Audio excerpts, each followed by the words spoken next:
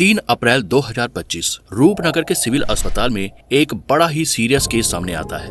यह 25 साल की विवाहित स्त्री थी, नेहा झिझरी। ये केस इतना खतरनाक था कि नेहा को जल्द से जल्द चंडीगढ़ के सबसे बड़े सरकारी अस्पताल पीजीआई में रेफर किया गया। पीजीआई में इसका इलाज शुरू तो हुआ, लेकिन नेहा की हालत को देखते हुए डॉक्टरों ने पहले ही कह दिया कि इसके बचने के चांस बहुत ही कम है।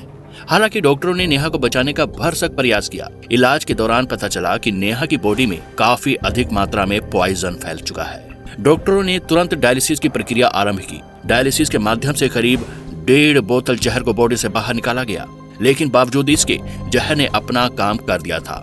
बॉडी के काफी ऑर्गन्स फेल होते जा रहे थे। नेहा बोलने की भी स्थिति में नहीं थी। दर्द से सिर्फ आंसू बह रहे थे। उसकी ये हालत किसी से भी देखी नहीं जा रही थी। उसकी ये हालत मौत से भी बदतर बन चुकी थी। एक पूरा परिवार जो हफ्ते भर से उम्मीद लगाए बैठा था कि बेटी ठीक होकर घर आएगी, मेरी बहन ठीक होकर घर आएगी, वो उम्मीद अब खत्म होने वाली थी। दुर्भाग्यवश 6 अप्रैल की रात नेहा ने दम तोड़ दिया था। पूरा परिवार सदमे में था और गुस्से में भी। नेहा की इस दर्दनाक मौत और उसके पीछे की वजह को जानकर सिर्फ परिवार ही नहीं, पूरा शहर आक्रोशित हो उठा। आखिर नेहा के साथ ऐसा क्या हुआ था? चलिए इसे एक सिलसिलेवार तरीके से समझते हैं। पंजाब के रूपनगर तहसील के अंतर्गत आने वाला एक नगर आनंदपुर साहिब, यहीं की रहने वाली नेहा बहुत ही खुश मिजाज लड़की थी, संस्कारी और मिलनसार भी। घर पर नेहा के मम्मी पापा व बड़ा भाई सभी साथ में रहते थे। नेहा की मौजूदगी से परिवार में हर वक्त खुशनुमा माहौल बना रहता। न सिर्फ परिवार बल्कि आस पड़ोस व मोहल्ले के कई लोग नेहा के नेचर से प्रभावित थे। नेहा इंस्टाग्राम पर भी एक्टिव थी। नेहा पंजाब में रह रही थी, जिसके चलते वह पंजाब के कल्चर व सिख इतिहास से बहुत प्रभावित होने लगती है। उसे गुरुद्वारे जाना, सत्संग सुनना उसके मन को एक अलग ही सुकून प्रदान करता था।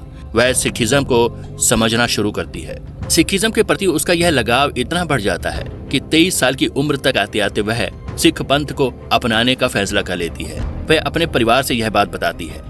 नेहा हिंदू परिवार से थी, इसलिए शुरू में परिवार वाले मानते नहीं। सिखिज्म के प्रति बेटी की सच्ची श्रद्धा व आस्था को देखकर परिवार वाले भी मान जाते हैं और उसे सिखिज्म को अपनाने की इजाजत दे देते हैं। सिखिज्म को अपनाने के लिए एक प्रक्रिया को फॉलो करना पड़ता है, जिसके चलते अमृतपान करवाया जाता है और कुछ वचनों का पालन करना पड़ता है, जैसे शुद्ध शाकाहारी रहना, नित नाम जपना, कीरत करना।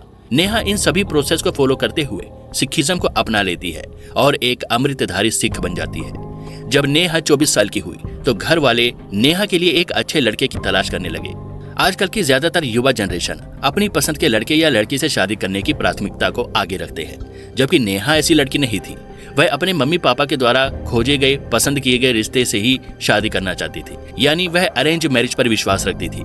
बस उसकी एक ही शर्त थी कि उसका विवाह पंजाबी कल्चर से हो, और ऐसा हुआ भी। फाइनली परिवार वालों को एक रिश्ता मिलता है हिमाचल प्रदेश से।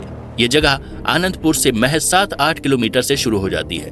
हिमाचल प्रदेश के डिस्ट्रिक्ट सोलन के नालागढ़ क्षेत्र में एक कस्बा लगता है, रामपुर। लड़का और लड़के का परिवार यहीं का होता है और सभी लोग यहीं पर रह रहे होते हैं। यह एक संपन्न परिवार था। लड़के का नाम संजीव होता है। संजीव की सरकारी नौकरी थी। वह आर्मी में ऑफिसर रैंक पर था। ऊपर से लड़का सुंदर भी था। अब नेहा की तो मानो किस्मत खुल गई। अब वह शादी के बाद पहाड़ों की खूबसूरत वादियों में जाकर बसने वाली थी। नेहा शुरू से चाहती थी उसको राजकुमार जैसा लड़का मिले, अच्छा परिवार मिले। इधर लड़का और उसके परिवार को नेहा पसंद आ गई। नेहा सहित पूरा परिवार इस रिश्ते से बेहद खुश था। इसके बाद दोनों परिवार ने आपस में बात करके शादी की डेट वगैरह फिक्स कर दी। हर दूसरी लड़की की तरह नेहा अपनी शादी के लिए बहुत ही ज्यादा एक्साइटेड थी। नेहा के बहुत सारे प्लान्स थे, ड्रीम्स थे कि वह शादी इस तरह से करेगी। नेहा और संजीव मोबाइल पर बातें करने लगे, एक दूसरे को समझने लगे। दोनों अपने बेहतर भविष्य की कल्पना करने लगे। हालांकि दोनों एक दूसरे को अच्छे से समझ पाते इतना वक्त नहीं मिल पाया, क्योंकि विवाह की तारीख जल्दी ही फिक्स कर दी गई। जैसा कि आप देख सकते हैं, यह शादी वाले दिन की फुटेज है, जिसमें नेहा बेहद खुश नजर आ रही है। इसे आने वाली उस अनहोनी का अंदाजा भी नहीं होता जो इस पर कहर बरपाने वाली है, जिंदगी को नर्क बनाने वाली है। एक इनोसेंट लड़की की तरह ये बस उस पल को एंजॉय कर रही है, और करे भी क्यों ना।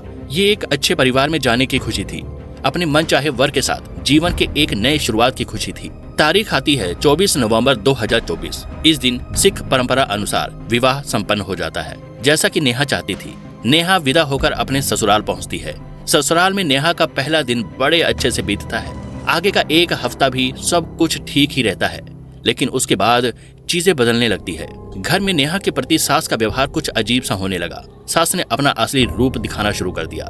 वह नेहा से बहुत ही ज्यादा काम लेने लगी, मतलब कि इतना काम जितना नॉर्मल औरत अपने घर पर करती ही नहीं है।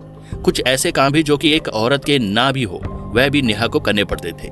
दिन भर वो लोग उसको किचन में ही रखते थे और सबसे आखिर में खाना खाने को कहते थे, और अगर वह किचन से फ्री होकर दिख जाए तो कुछ ना कुछ ऐसा काम दे देना जो नेहा के लिए सुटेबल भी ना हो।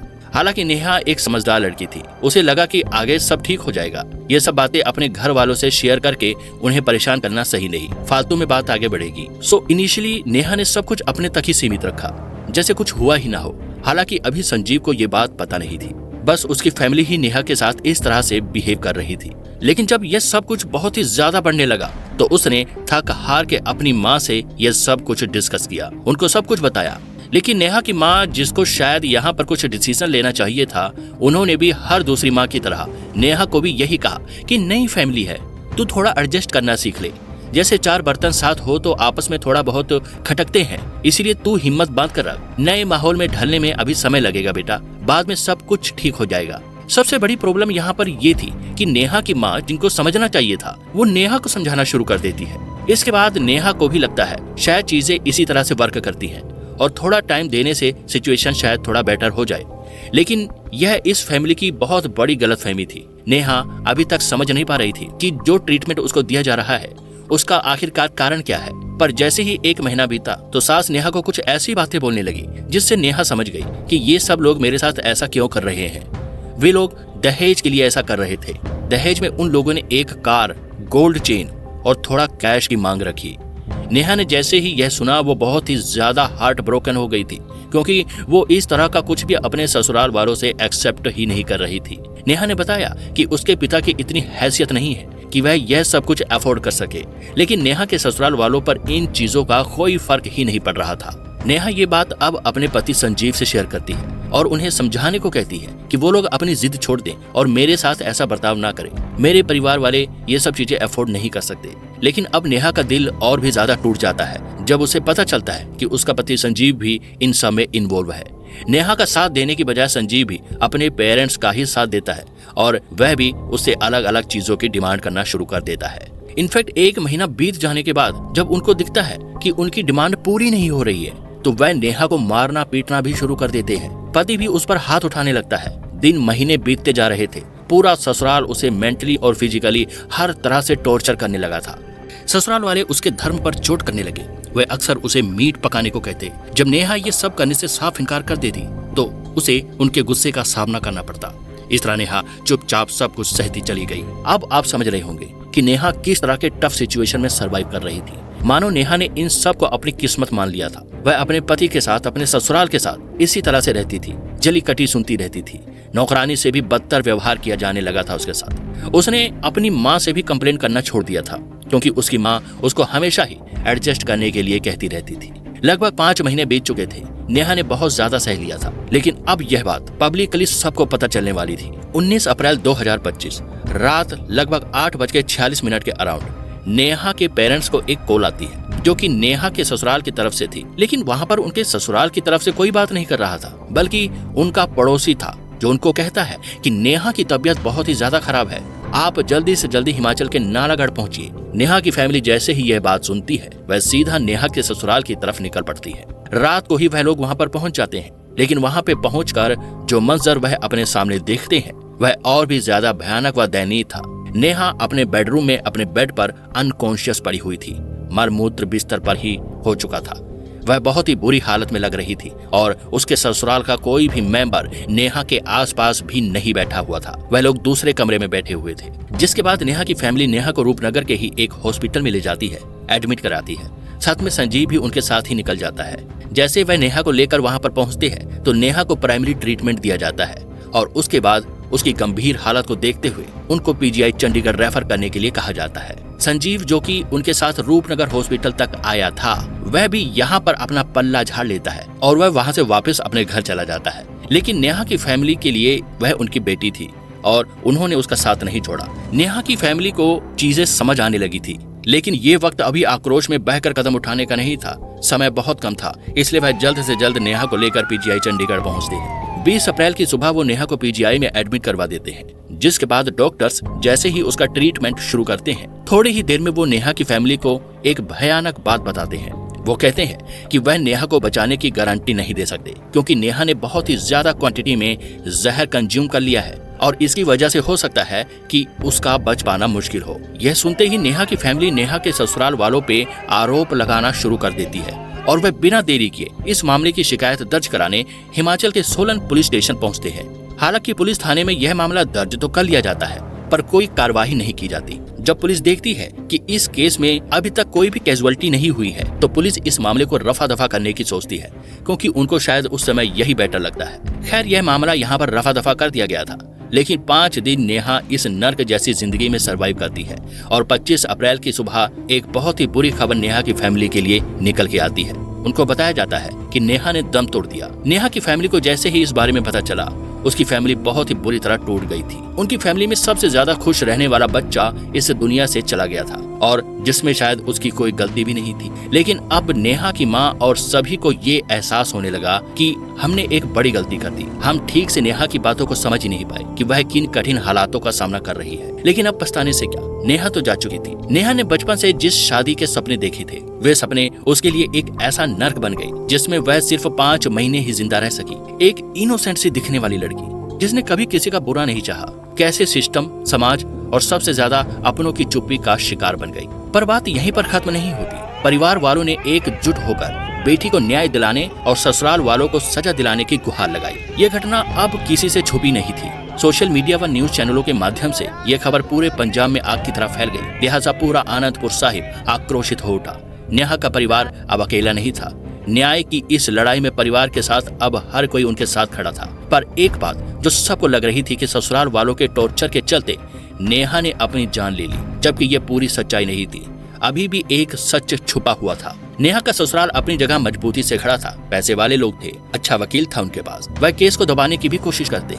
इधर जब नेहा की फैमिली को लगा कि उन्हें कोई भी सोल्यूशन नहीं मिल रहा है, तो वह हायर अथॉरिटी में जाते हैं और नेहा की लाश को पीजीआई के बाहर ही रखकर वहीं पर धरना शुरू कर देते हैं। वह वहां से हिलने वाले बिल्कुल भी नहीं थे, जिसके बाद सोलन पुलिस पर दबाव बढ़ता है और वह संजीव और उसकी फैमिली के अगेंस्ट FIR दर्ज कर लेती है और इनको अरेस्ट भी कर लिया जाता है। जिन लोगों को अरेस्ट किया जाता है उनमें थे संजीव, उसके पेरेंट्स और उनका रिश्तेदार। इसके अलावा नेहा की 2 ननंद यानी संजीव की बहनें भी थी, जो कि अभी लापता थी। उनकी खोज जारी थी। फिलहाल पुलिस इन चारों को अरेस्ट कर लेती है। संजीव व उसकी फैमिली एक नई कहानी बनाते हुए खुद का बचाव करते हैं। संजीव और उसकी फैमिली पुलिस को बताते हैं कि अक्सर शादी के बाद से ही छोटी मोटी लड़ाइयां उनकी होती रहती थी। लड़की सारा दिन घर पर बैठी रहती थी, मोबाइल चलाती थी। इसी को लेकर 19 तारीख को संजीव और नेहा में कहासुनी हो जाती है। बात काफी ज्यादा बढ़ जाती है, जिसके चलते नेहा ने खुद ही जहर खा लिया था, मानो वह पहले से सोच कर बैठी हो। हमें नहीं पता था कि ये लड़की हमें फंसाने के लिए ऐसा कदम उठा सकती है। लेकिन इसके बाद ये फैमिली यह भी बताती है कि जो नेहा की मेंटल हेल्थ थी वह भी ठीक नहीं थी और इसी के चलते नेहा ने यह स्टेप लिया था। इनफैक्ट इससे पहले भी नेहा अपनी जान देने की ऐसी कोशिशें कर चुकी थी, लेकिन उस वक्त उसे बचा लिया गया। लिहाजा पुलिस इनकी बातों को सच मानने लगती है। पर नेहा की पोस्टमार्टम रिपोर्ट से पासा पलट जाता है। पोस्टमार्टम रिपोर्ट में आया कि नेहा के शरीर पर कई जगह पर मारपीट के निशान थे और दूसरी बात, उसके दोनों हाथों पर कुछ इस तरह के निशान थे मानो उसके हाथों को कसकर पकड़ा हुआ हो या दबाया गया हो। पुलिस मामला समझ चुकी थी। ये तमाम चीजें यह क्लियर इंडिकेशन दे रहे थे कि यह जो जहर नेहा ने खाया था वो उसने खुद नहीं खाया था, बल्कि फोर्सफुली उसको खिलाया गया था। और असल में नेहा ने आत्महत्या नहीं करी है, बल्कि ये एक वेल प्लान मर्डर है। अब पोस्टमार्टम में आई ये तमाम चीजें ससुराल वालों को उनके किए की सजा दिलाने में काफी थी। 2 लोग मिसिंग थे अभी भी, यानी कि नेहा की 2 ननंदे। पर 3 दिन बाद उनका भी पता लगा लिया गया और उन्हें हिरासत में ले लिया गया। खैर, अब यह मैटर सबके सामने था, सब कुछ क्लियर था, लेकिन अभी भी संजीव की फैमिली यह मानने को रेडी नहीं थी कि उनका इस चीज में इन्वॉल्वमेंट है। हालांकि इन सब के चलते संजीव की आर्मी जैसी पोस्ट पर एक बदनुमा दाग लग चुका था, जो कभी छूटने वाला नहीं था। खैर, अभी यह मामला कोर्ट में चलेगा और जो भी इस पर सुनवाई आएगी वह सारी अपडेट हम आपको बताएंगे। यह कहानी सिर्फ नेहा की नहीं है, यह उस हर बेटी की कहानी है जो एडजस्ट कर लो की सलाह के नीचे दबकर खत्म हो जाती है। यह सिर्फ एक लड़की की मौत नहीं है, यह एक सिस्टम पर तमाचा है जो आज भी दहेज के नाम पर बेटियों को निगल रहा है। बाकी आप क्या कहना चाहेंगे? हमारे कमेंट के दरवाजे खुले हैं, आइए और बताइए। जय हिंद।